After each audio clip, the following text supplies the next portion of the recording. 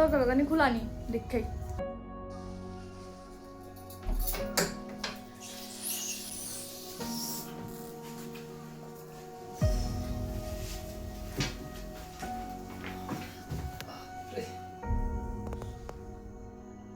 কিছু আনতাম নি না জল আনতাম, জল খাইবা নি? খাইলাম তো চল ঠিক আছে, কিন্তু কি একটা ব্যস্ত রয়েছে তুমি, ডিউটিতে আইসি গেলে মুডটাই অফ করে দিয়েছো। হ্যাঁ তোমার নাই ঘরে কাপড় চোপড় কিছু নাই, কেমন লাগে তোমার কামলি বেটির মতো? তো যা লাগবে না কিছু।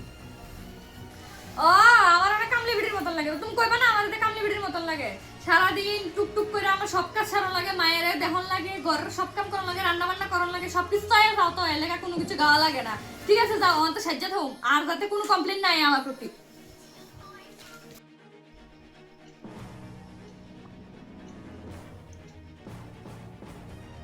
সাজ্জা লই আর যা মন মতো, আর যা খাওয়ান নি খাওয়ান আজ করে দিন, সুন্দর লাগান লাগবো তো আমার, সাজ্জা লই আর যা মন মতো। আচ্ছা কেমনে খা আমিও দেখুন, আর যে রান্না করে দিতাম রান্নাঘরটা তালা দিয়ে রাখুন, সাজ্জা লই শুধু আর যা কইছে না আমি সাজ্জা থাকতাম, শুধু সাজ্জিয়ে থাকো মাঝে সাজলে আমি আবার রান্না করুন কেমন, রান পারতাম না যে বুঝছো, আর শুধু সাজো আমার সাধনের দিন। বেড়াত মানুষ ভাবে কি তার কাজ সব এমনি জায়গা, আমি যদি সাজ দিয়ে দিতে কাম করুন কোন সময়, আর যা রান্তামও না খাওয়াইতামও না, আমি শুধু সাজুম বইবে। আজকে কি রান্না রান্না বয়তা না খাইতাম নিতাম না, কোথাও তো লাগছে।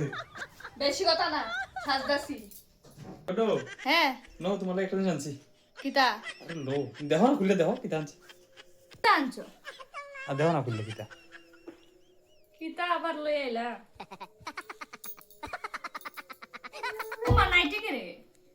আরে নাইটিতে তোমার ফাইন লাগে, আমি মনে হচ্ছিলাম শাড়িতে ভালো লাগে, আসলে না তোর নাইটিতেই ভালো লাগে। তুই চলো দেখো আর হারাই না কোথা লাগছে, আমি থাকতে না যা রান্না নাইটি করো, তোর নাইটিতে ভালো লাগে, ওরা আমি বলেছি আমি তোমার কইছি শাড়ি নিয়ে যাও যাও যাও।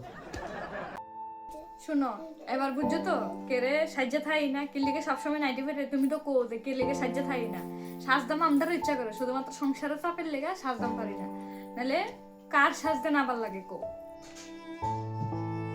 নো আসলে আমি ভাবছি না আসলে তোমরা এত পরিশ্রম করো, আমি তো কাজ থেকে আই না, হেডেক থাকে তো এর লিগে আর কি।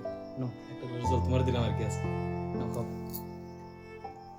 এইভাবে কতই না পরিবারের গল্প মিলে যায় এই কাহিনীর সঙ্গে। রাগ অভিমানকে পাশে রেখে ভালোবাসায় ভরে উঠুক প্রতিটা পরিবার।